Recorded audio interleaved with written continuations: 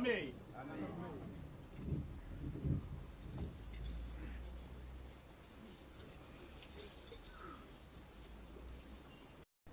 Nomoya oyingcwele njengokubhala kaJohn 16. Kodwa ngase ngiyakushintsha lokho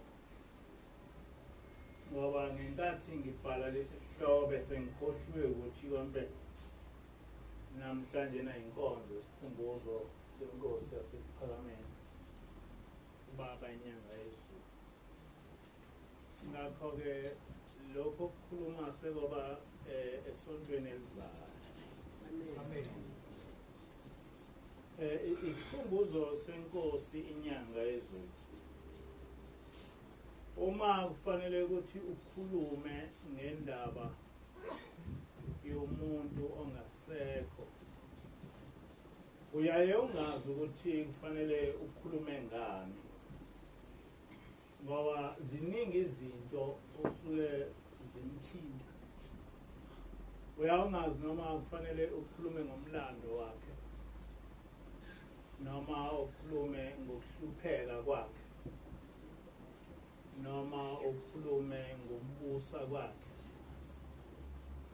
Kakhulukazi umuntu ofana noShembe, ungazi noma kufanele ukhulume ngezimangaliso zakhe.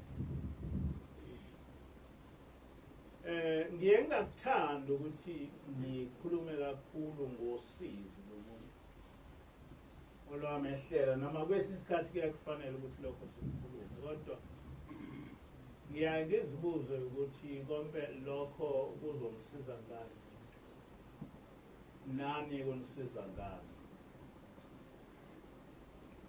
Kodwa futhi angithandi ukuthi ngikhulume ngezimangaliso, ngoba imangaliso sekaba into enziwa nangoSathane. Ngakho-ke akuselula ukuthi ukhulume into uzothi isimangaliso, ngoba sekukhona nayimangaliso ezifake. Ngakho-ke akuseyona into ebalekile. Kodwa kufanele ukuthi isimangaliso sisithathe njengamandla kaNkulunkulu kwezinye izindawo, kodwa hayi kuyo yonke into. Hayi ukuthi isimangaliso kufanele sithathwe ngokuthi lo muntu wayenza isimangaliso, ngoba la sifundiswe ngendaba kaJehova. Ngakho-ke yonke into, noma ngabe kuwakhona isimangaliso esivela lapho, kodwa isimangaliso esuke senziwe uNkulunkulu. Ngakho-ke uma usuthatha isimangaliso ususenza siba esami, akwesahamba kahle lokho. Ngakho-ke ngiyaye ngingathandi ukuthi sibe nevangeli ley'mangaliso, futhi seyilulekwa ngalokho ukuthi kufanele ukuthi leli bandla kube ibandla eligxila ezimangalisweni, kodwa leli bandla kufanele kube libandla eligxila emsebenzini kaNkulunkulu nasekwazini uNkulunkulu, ukuthi uNkulunkulu ufanele ukuthi abantu bemqonde kanjani. Ma ngiza kubaba Inyangayezulu, ubaba Inyangayezulu wayezalwa umprofeti, eyindodana yesithathu yomprofeti. Indodana yokuqala kwakubaba uStanele, indodana yesibili kuwubaba Inkosi uLanga lamalanga, bese kuthi indodana yesithathu kube Inyangayezulu. Kodwa isikhathi esiningi ubaba Inyangayezulu wayephila nobaba Ilanga, ngoba ibona abantwana bakamprofeti ababili abakwazi ukuthi befunde beze e-university. Ma beqeda e-university bafundisa. Ubaba Inyangayezulu wafunda ngicabanga ukuthi kwakusemanzi Mtoti, waze waba se-Fort Hare, lapha owaphasa khona iy'fundo zokuthisha. Wabuya wasebenza as a teacher ey'ndaweni ey'ningi laKwaZulu-Natal, ngicabanga ukuthi nase-Eastern Cape wakwafundisa waze wathatha in Asia. Mina ubaba Inyangayezulu ngimaze kakhulu emva kababa Ilanga, kodwa engakabikho ubaba Ilanga esekhona ngangimazi ngokumbona, kodwa ukuhlala naye ngikwenze lokho sekuyisikhathi esewumkhulu leli bandla. Ubaba Inyangayezulu wahlupheka kakhulu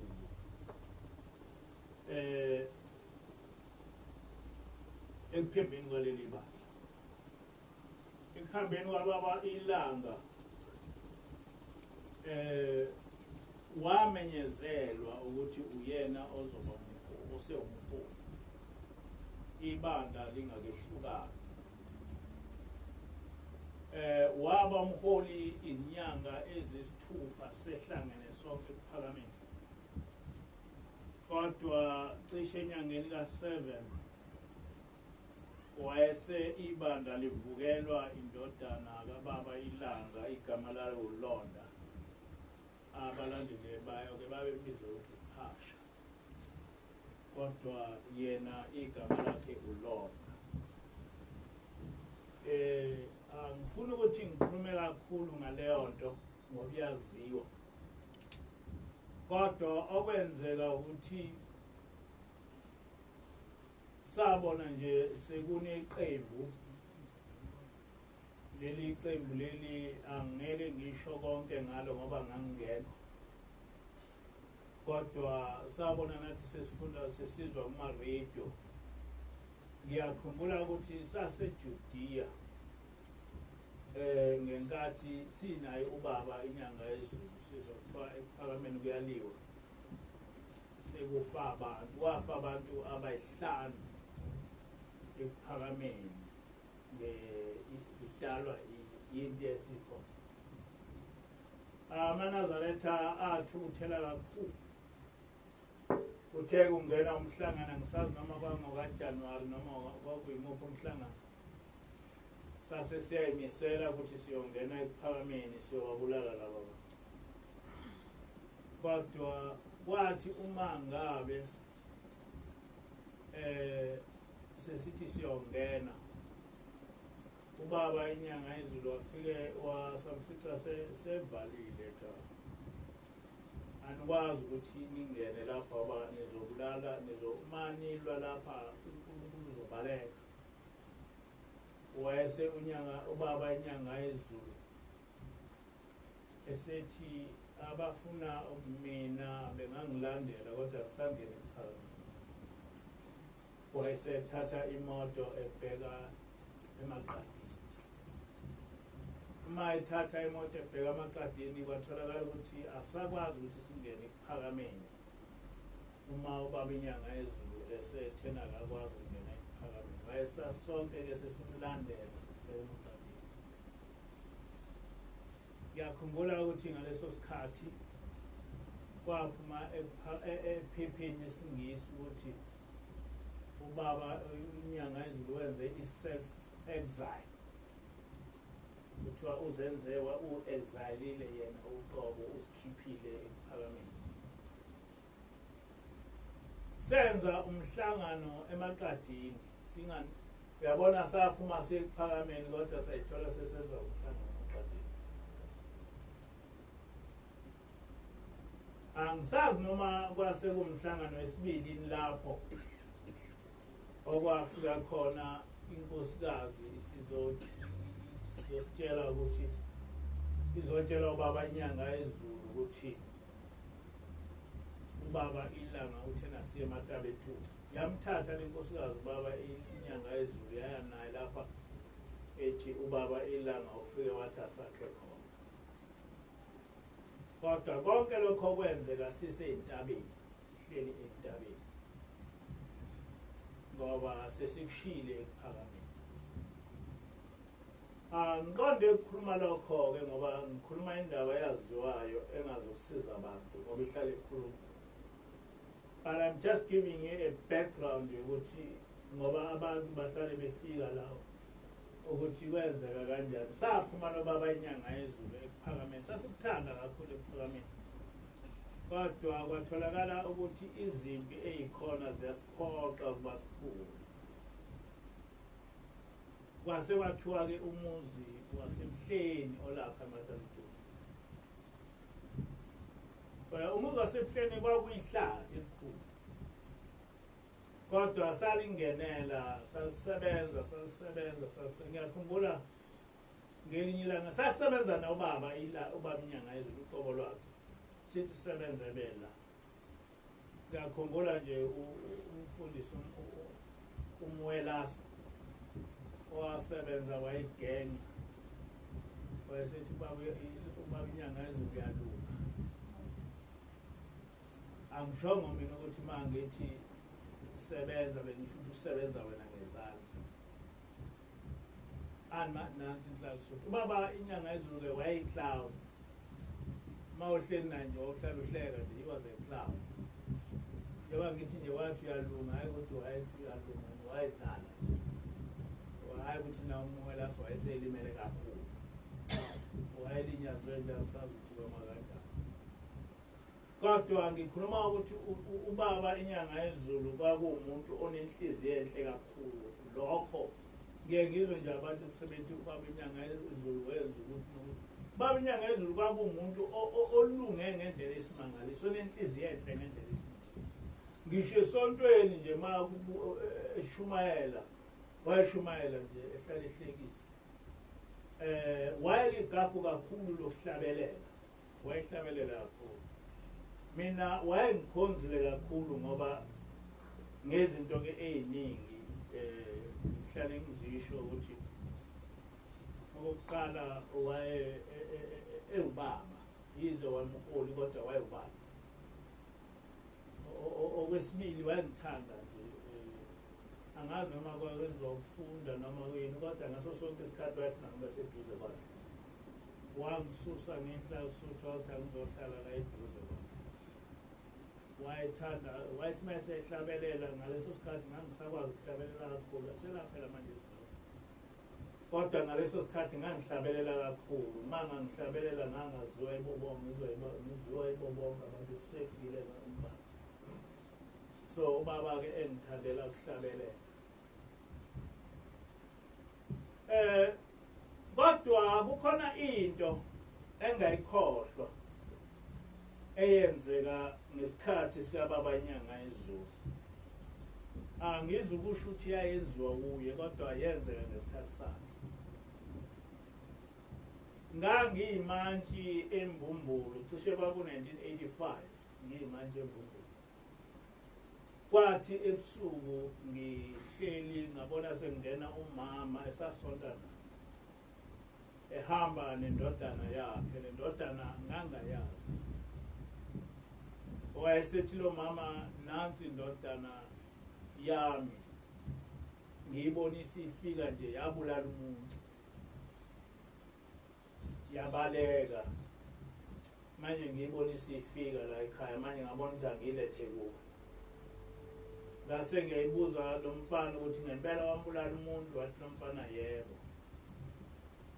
Ngathi wambulalelani lo muntu? Wathi lo mfana sasiphuza utshwala. Thema siphuza utshwala, ngathi ngiyasukuma utshwala kwase kuyachithela.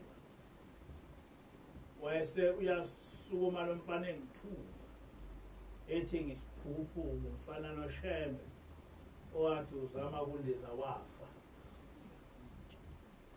Uthi-ke lo mfana ngakhipha umese ngamgwaza, wafa khona lapho. Ngase ngiyabaleka. Sekuphele 6 months lo mfana ebalekile. Hey, ngathi le ndaba ngizoyithini, ngathi ikhundla angazifanele. Ngase ngithi-ke ubaba Inyangayezulu khona ePhakameni, kunomhlangano ebuhleni, kunomhlangano. Ngakho hamba uye kuye ufike umxoxelele ndaba. Mina ngiyokwenza lokho ubaba uthi angikwenze. Na ngempela-ke lo mfana wayese uyahamba uya ePhakameni ebuhleni. wafike wakhuluma kubaba Inyangayezulu, wakhuluma nje wakhuluma wathi baba ngizobika ukuthi ngabulala umuntu ngabalekela amaphoyisa. Lo muntu lona ngaphuza utshwala. Lo mfana wayezalwa amaNazaretha kodwa sephuza. Ngithi ngitheke ma ngithi ngisukuma kuwa utshwala wayeseyangithuka. Wathi ngisiphukuphuku ngifana noShembe lo owathi uyandiza wafa. Wathi ukuthela ubaba Inyangayezulu. Wathi hamba uye emaphoyiseni uyibika. Angeke uboshwe ngoba lo muntu usesihugweni. Abanye abantu bayakholwa kakhulu. Ngathi ngimbona lo mfana wayefika la e-office wangifica ngine umshushisi. Wathi baba sengiye emaphoyiseni uyibika. Ngathi mina kwenzenjani? Wathi hayi ngiphuma kubaba. Ubaba uthena ngimbike emaphoyiseni ngeke ngiboshwe ngoba lo muntu engimbulela usesihogweni. Manje lo mshushisi lona akayilo phela iNazaretha. Ngathi abantu abangama-fanatics. Lo muntu bekufanele lento engitshele ngingedwa. Hayi ukuthi ngitshele kunalo mshushisi.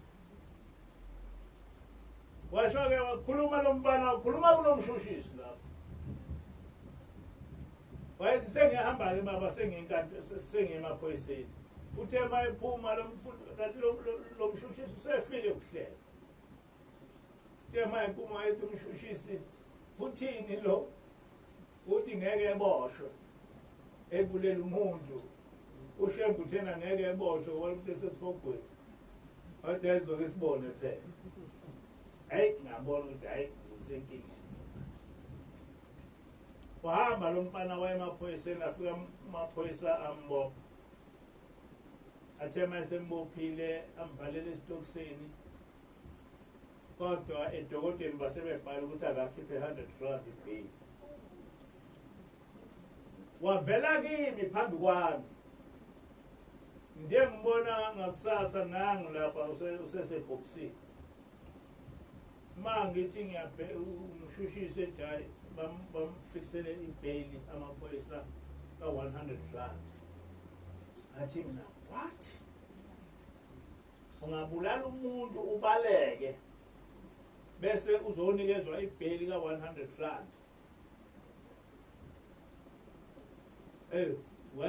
Wayesenikwe enikwe amaphoyisa ayinokuthi wa-applya nokuthi kwaba kanjani. Wavele nje amaphoyisa amnikeza ibail ka 100 rand. Ngaleso sikhathi-ke kwakuye kuthi mangabe umuntu ebulela umuntu bese eqala epleader phambi kwemantshi before icala liye-Supreme Court. Lo mfana esebekwa-ke icala ukuthi akasho ukuthi icala uyalivuma noma uyaliphika. Wathi lo mfana icala uyalivuma wambulala. Kwase kuthiwa akachaza ukuthi wambulalelani. Wayesechaza nje abangichaza nje wathi sasiphuza utshwala. Ngathi ngiyasukuma kwawa utshwala kwakugoloko. Wayesuyangithuka lo muntu ethi ngisililo isiphuphu. Ngifana noShembe owathi uyandiza wafa. Angithi lo muntu ukhuluma kimi ngimanje. Kodwa futhi ngiyazi ukuthi ngiNazaretha. Lapha kugcwele ifundiswa lapha zogogo nezinjane lapha eManzimtoti, imishini lapha eManzimtoti. Bonke abantu bangibuka babona ukuthi uthini uzothina manje. Ngakubhala konke lokho ekushoyo ngazi ukuthi kanti leli icala leli nalapha lo mfana ufike e-office wakhuluma nami manje sekuyimina futhi engiphethe leli icala. Kodwa yayingekho into engangizoyenza. Lase liyathathwa idokodo lisiwa ku-Attorney General angazi ukuthi ubizwa kuthiwa yini manje kodwa lesikhathi kwakuthiwa Attorney General okuyena onqomayo ukuthi icala kufanele liyothethwa kuphi kanjani. Lahamba leli icala ngalibona lihamba libuye libuye idokota libuye lihamba libuye libuye mhlawumbe kwaze kwaba 3 times lihamba libuya kwathi okwesine ngambona umshushisi esukuma enkantolo wayesethi your worship I decline to prosecute the accused. Ngathula ngambheka ngathi what I was saying, but well umshushisi omkhulu wenqabile ukuba eshushiswe. Angizange ngaze ngambuza umshushisi la elokhuzeni enkantolo ngathi njena court adjourned ngase ngiyambiza ngithi akeze officeini lapho ngase ngifike ngithi angiboza ukuthi lo muntu lona umshushisi omkhulu udeclineile ukuba emshushise why wayesehleka kancane lo mfana wayesethi ingani lo shembe wakho ingani lo shembe wakho ngase ngithi mina ngiyeza ukuthi uthi lo shembe wami kodwa kwenzeke kanjani wathi lo mfana angithi uyena owasho phambi kwami wathi ngizoke ngibone ukuthi ungafika ubulale umuntu bese uthi umuntu akazi ushembe bese ethi akazi ukuboshwa lo muntu. Nithi-ke mina ngiyezwa ukuthi uthi ushembe wami kodwa kwenzeke kanjani? Uthi-ke umshushisi kwenzeke into esimangalisa. I-postmortem report ithena lo muntu lona waga wayimoto ekhanda lahlakazeka ekhaya. Kodwa istatement salo muntu sithi lo muntu lona ugwaziwe enhlizweni wafa futhi u-accuse akaphile lokho. Kodwa i-postmortem report ithi lo muntu lona waga wayimoto ekhanda. Ithi-ke umshushisi omkhulu uyibuyisile le statement se-postmortem report. Wathi ngashushisa kanjani la? I-statement sommangalela sithi lo muntu lona walokhuza wafa. Kodwa i-postmortem report ithi waga wayimoto. Kwathiwa abuyiswe eGale Street kwenziwe i-postmortem entsha. Wathi udokotela la kunedumo eninga ngoba kwacaca ukuthi kubhalwa ama-particulars alo muntu kodwa kwafaka kubhalwe igama lalo muntu kodwa ama-particulars kwafaka ama-particulars omunye umuntu. Akona ama-particulars alo muntu lona olokhuzile. Kodwa kahambe udokotela uyilungisa le. Wathi udokotela ngikwazi ukuyilungisa. Kunedumo eningabe lapha kwaGale Street. Nalo muntu lona sekuphele 6 months bonke laba bantu abalapha bangcwatshwa. Manje na-ke ngizothini mina? Ngizothi ngisithathe phi? Ngoba angazi.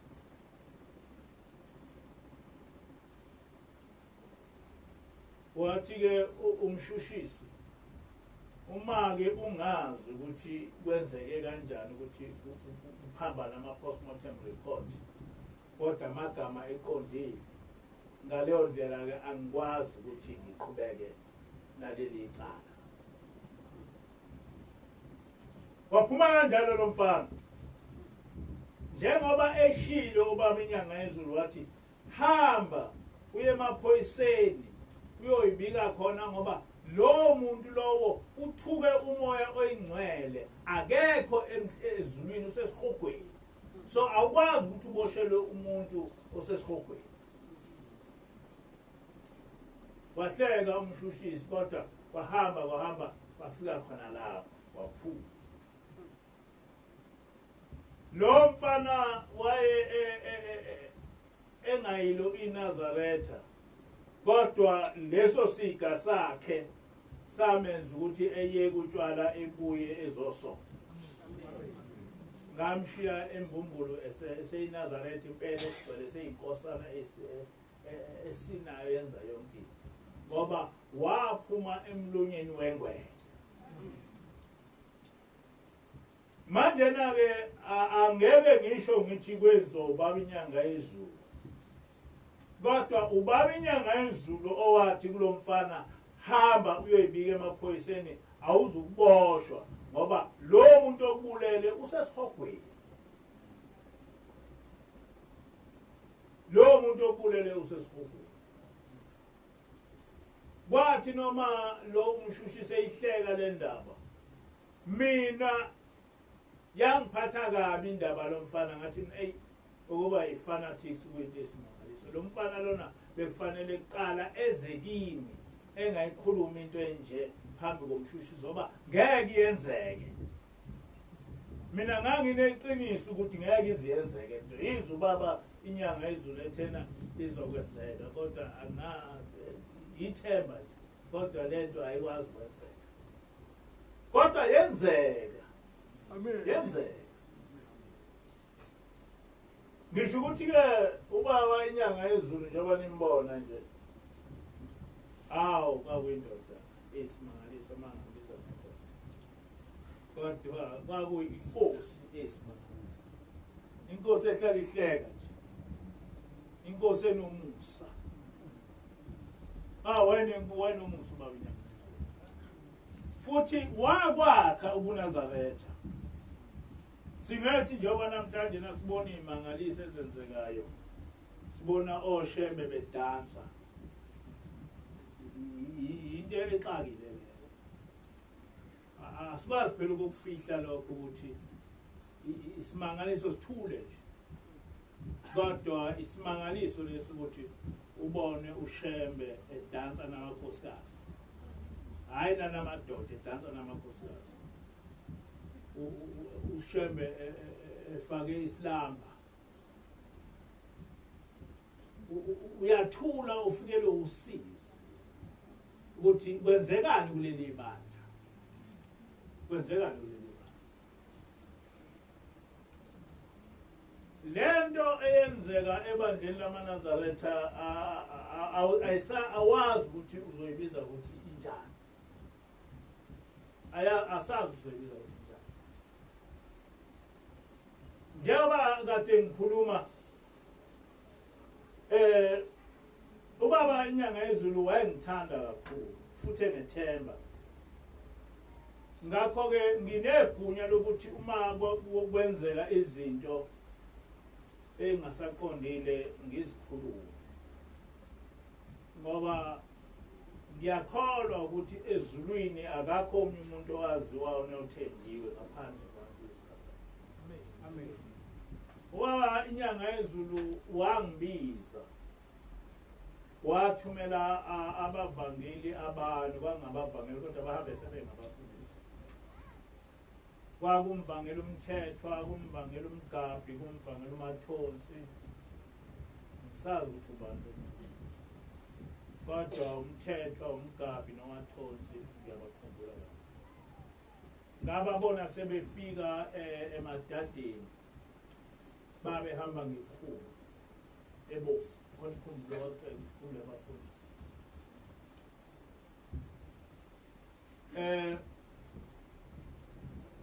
Wayekhona umfundisi uMpanza wayesemncane wababona ngoba balala. Bafike banjela ukuthi babizwe Inyangayezulu bathume Inyangayezulu ukuthi ayizokubiza. Ngavuka ekseni ngakusasa ngahamba nabo. Sathi masi lapha kwakukhona nomnewethu ungakazi wayese uyasibiza sobabili wayese singena endlini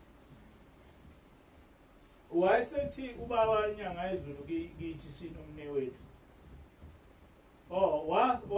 wozani la wayesengena nathi ekamelweni lakhe kwi-bedroom yakhe uma sifika lapha kwi-bedroom safica imjiva ilokhuza ibekwela ilekwe lapha igacwa ngelokhuza ebhikilini lendle estezi yayisanda kwakhiwa ingakaba yisistezi wayesethi-ke ubaba Inyangayezulu kithi ngiyayibona lento ihleli kahle lento mayihleli kanje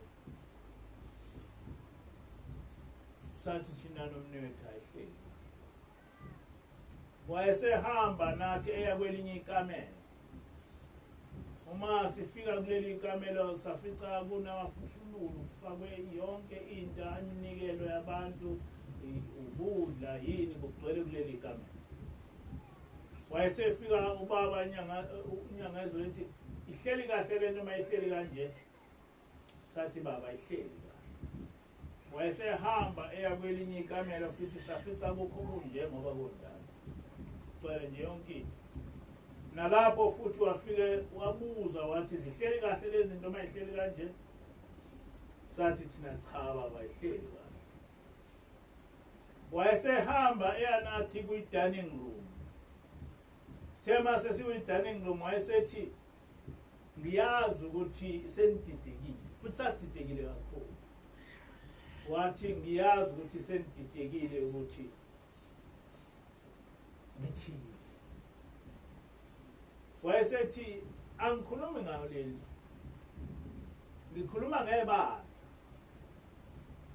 angikhulumi ngayo leli ngikhuluma ngebandla angikhulumi ngayo lento eniyibonile kodwa ngikhuluma ngebandla uthi-ke ibandla limafuhlululu kanje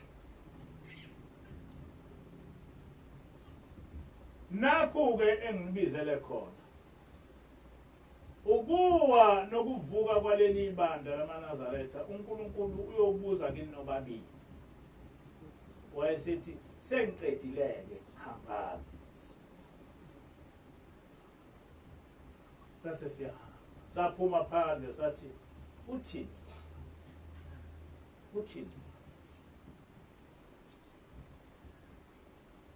wayesethi umne wethu lento ekhulunywa ubaba inzima kakhulu singayixoxeli na ngempela azange sayixoxela muntu kwaze kwathi ngo-2003 eswahamba ubaba emhlabeni wafika umfundisi ukhuma wathi sasenhlangakazi sisemhlanganweni sambona ukhumalo esefika nje efike ehlala wathi ngithunyiwe ngithe ngilele ebusuku kwaqhamuka inkosi laphana ehlala khona kodwa ngibonanga kahle noba ubabamkhulu noma ubabili lapha ngoba ngelapho bekhuluma khona bekumnyama uthi kodwa uthena hamba ngiyakuthuma hamba uye kulaba abafana bakwaMpanza ufika ubabuza ukuthi basakhumbula yini ukuthi yathini Inyangayezulu kubo lokho kwakhulunywa ngo-2003 basakhumbula yini ukuthi yathini Inyangayezulu kubo wayese efika-ke umfundisi Khumalo ethi ngithunywe lokho kodwa ngitshelwanga ukuthi yathini Inyangayezulu ngoba sasikufihlile sasesiyamchazela ukuthi Inyangayezulu yakhuluma kahle kodwa angikhulumi ngalokho ngikhuluma ngendaba yokuthi leli bandla elikhulu kangaka Inyangayezulu eyalikhanda yalenza labayibanda emva kokuba sihlukumezeke ngendlela esimangaliso ekuphakameni lifana nokuthi liyibandla eliwile ngokweyinombolo zabantu ibandla lamaNazaretha likhulu, kodwa ngokwasezulwini alikho.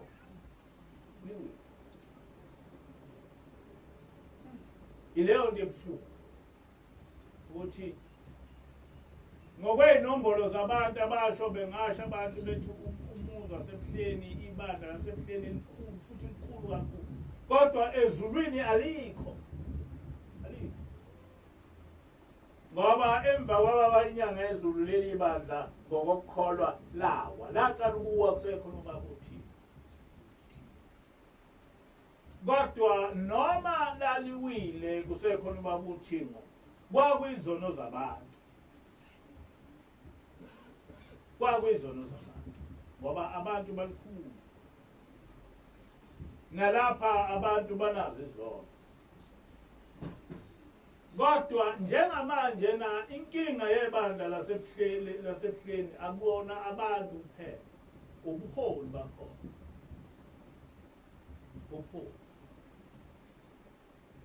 Ibandla lasebuhleni alazi ukuthi kwenzekani, alazi. Njengoba ngisho nje ngithi kunezinto zakhona ogcina manje ubuka nje ungazi ukuthi kufanele uthini. Ngoba uma ngiposele abantu basebuhleni iy'thombe lapha umholi wakhona edansa efake angazi noma lama-jacket namasilamba noma yini, amasilamba, edansa nabantu besifazane bengayifakile iNazaretha. Angaze ngibone uShembe engawufakile iNazaretha. Angaze ngibone uShembe efake isilamba engawufakile uNazaretha uShembe. Angaze, ngiyaqala. Angaze ngibone uShembe enephathi. Angaze ngibone uShembe enamakhosikazi. Nakanye namakhosikazi nabakho ke bengathi bazofuna kimi. Ngingadansa namakhosikazi ezofuna nje kimi. Kodwa ngibone isimangaliso ku-Facebook. Lento manje igcwele yonke indawo. Nophakama bahlekisa ngakho. Nabo bazidaba kodwa manje azayibonana.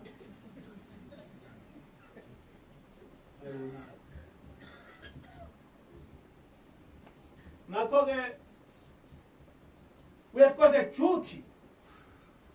We've got a duty. Ngiye ngasho ekuseni ukuthi ngo-August 2010 ngabona ingilosi isikhona yakhuluma iphatheke kabi. Yathi ngithunywa amakhosi amathathu asephalamende. Athi likhulu ihlazo eliza ebandleni lamaNazaretha. Kusho ingilosi ngo-2010 njengoba manje ku-2019. Yathi ngithunywa amakhosi asephalamende amathathu. Athi ibandla lamaNazaretha lizoba inhlekisa emhlabeni.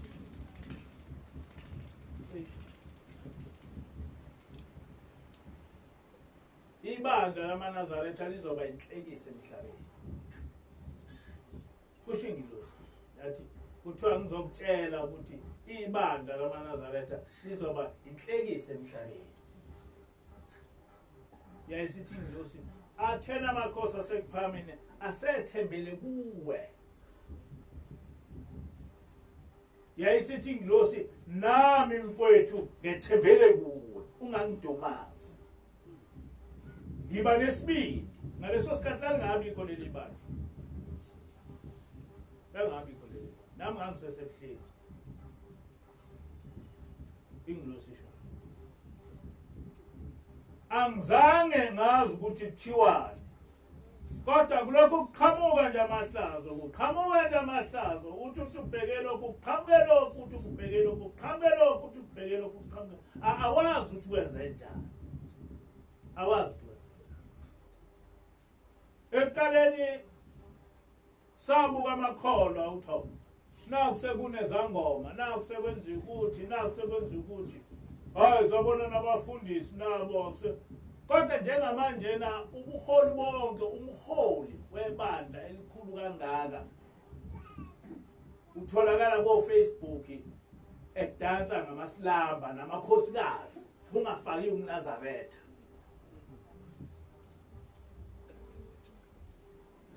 It's something ongayi-understand ukuthi ungayithini ukuthi umuntu okuthiwa ushembe kwenzeka kanjani ukuthi edanse ebe nephathi edanse namakhosikazi awubona indoda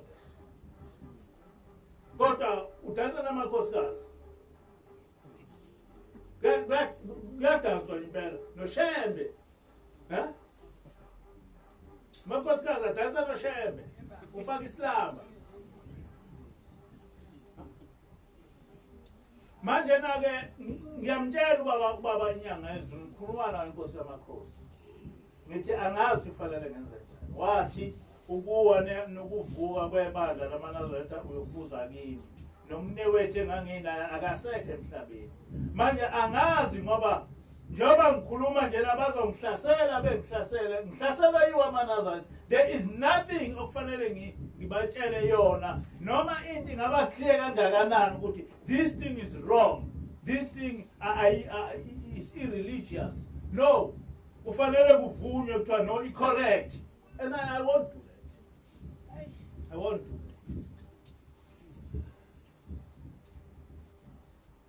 Ngikhuluma lokhu nangu baba Inyangayezulu khona right now uyena owangibiza wathi ukuwa nokuvuka kwaleli bandla uNkulunkulu akasho ukuthi ushembe ubuzo wathi ukuwa nokuvuka kwaleli bandla uNkulunkulu uyokubuza kuwe ngenze njani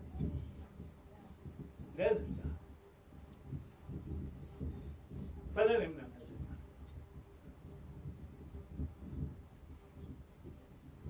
angazi fanele ngoba igidi ngegidi zamaNazaretha zidukusile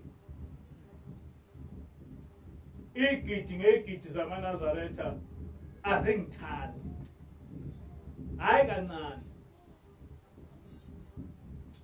njengoba ngikhuluma njena ngizothukwa ngiyathuka manje ngithi ngikhuluma into ukuthi lento lena ingahambi kanje ngiyathuka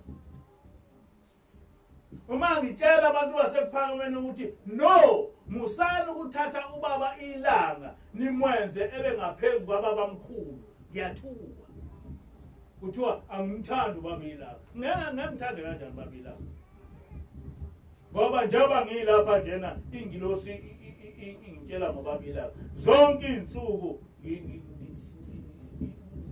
ngikhuluma nobaba ilanga noma ngikhuluma through ingilosi manje ngimthanda kanjani ubaba ilanga ngoba leli bandla leli likababa ilanga ubaba ilanga wathi ingilosi wathi tshela lo mfana ukuthi akangakhele ibandla wathi akangakhele indlu kaJehova kulendlu kaJehova washo yona ubaba ilanga wathi umtshele ukuthi mangikhuluma ngendlu kaJehova ngikhuluma ngebandla kuleli ibandla uyofundisa abantu ukuthi uNkulunkulu uJehova ukhonzwa kanjani ekwenzeni lokho uyothatha izimfundiso zikaBaba owayefundisa ngazo amaNazaretha kusho ushembe eshokini manje ubaba ilanga ngemthande kanje abantu bazothi mabona ngibatshela iqiniso bese bethi angimthandi ubaba ilanga kanjani angimthandi kanjani kufanele ngithule ngibona abantu begila imkhuba lenyanga la kithi inyanga yokuzila inyanga yokuzila kababa Inyangayezulu kodwa abazukulu babo babona kunesikhathi sokwenza amaphathi bedanse kodwa behola amaNazaretha. No respect for ubaba Inyangayezulu no respect. Badazi, ushembe wabadazi, sekufanele sithule kanjani. Sithule kanjani. Angani noma abantu mina bangithumela no lokhuza ophakama lapha no ade ngibona nje. Bathi maethu uphakama nasho lokhuza bemthuka besho nakho ke lokuthuka noma ulokhuza umholi walapha ebandleni lasehleni engathatha utshwala ekuphuze phambi kwamaNazaretha manje na ushembe njena ucorrect ngisho ngathatha utshwala ekuphuze kuye kuthi ngesabatha so surprising ngesabatha kuze ilokhuza kuze iti lizophuzwa phakathi esontweni ngesabatha. Something engakaze ngize ngiyizwe. Ngingaze. What are you teaching these people uma uzo isabatha sigcina bese uthi ngoba umholi uzo ngesikhathi sesabatha noma abe kuthi uyaliphuza private kodwa ungathatha ngesabatha kulethwe itiye lilethwe impela etempelini. Kuni njengoba ngihleli njena sekufanele ngene inkomishi yetiye ngoba sengumholi. And let yenzeka and kufanele ngayisoli. Angikwazi ngayisoli. Njengoba ngikhuluma nje lento in years to come ngobe ngikhuluma lokusengafa. Ngokukhuluma sengafa. Because the truth must be told. Truth must be told. Ukuthi abantu bazigidi uma abantu bephuma uNkulunkulu umuntu uma ethunywa uNkulunkulu uma befuna ukubulala bengakubulala mayivunyelwe kodwa awuvunyelwe ukuthi uma ngabe uthunywa uNkulunkulu bese kuba khona into ekubazelayo ikubazele ukuthi uyesaba akwenzi lokho. Nami ngeke ngikwenze lokho, ngeke ngikuvume ukwenza lokho. Ngitshela ubaba Inyangayezulu ukhona lapha phakathi kwami, ubaba mkhulu ukhona lapha, ilanga likhona lapha. Ngithi makhosi ngisenkingeni. Ngoba nangithuma ukuthi ngilungise kuNazaretha, kodwa amaNazaretha ayangihlupha. Ayangihlupha amaNazaretha. Uma mbatshela ukuthi lento ayihambi kanje, lento kayihambi kanje, balwa nami bayangithuka ngazifanele ngenze njalo. Mama cha akwazi uhamba kanje. Yabo. Uma ngabe kuzoqhamuka ushembe into engakaze ezeyizwe ukuthi yakenzeka ezofuna itiye ngesabatha kuqhamuka inkosazana izobeka itiye kusesontweni ushembe yapho yini enza ukuthi enga endlini yakhe yokuphuza khona itiye uzama udisplay yami. What is he displaying? Uma ngabomele itiye ngesabatha yini enga endlini yakhe yini ezophuza itiye ngesabatha phambi kwabantu. Uma ngabe ushembe ezofaka isilamba edanse namakhosikazi engekho namadoda. What is he teaching? What is he teaching? He's destroying uNazaretha. But ngakathe destroy uNazaretha. Amen uyingcwele. Uya destroy umuntu uNazaretha. Amen uyingcwele. Angazi noma amaNazaretha ayizimvu noma imbuzi noma into enjalo. You can't understand. You can't understand. Awazi ukuthi noma ngabe into engaba wrong kanjani manje yenziwa ushembe i-correct kanjani yini ekwenza kube isilima kanje yini ekwenza kube isilima kanje bangenwe yini la ikhanda labo bangenwe yini la ikhanda labo.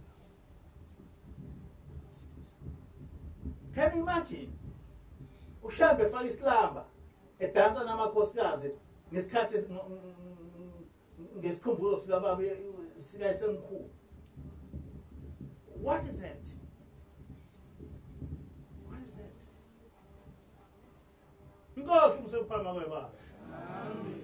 Inkosi busise emuva.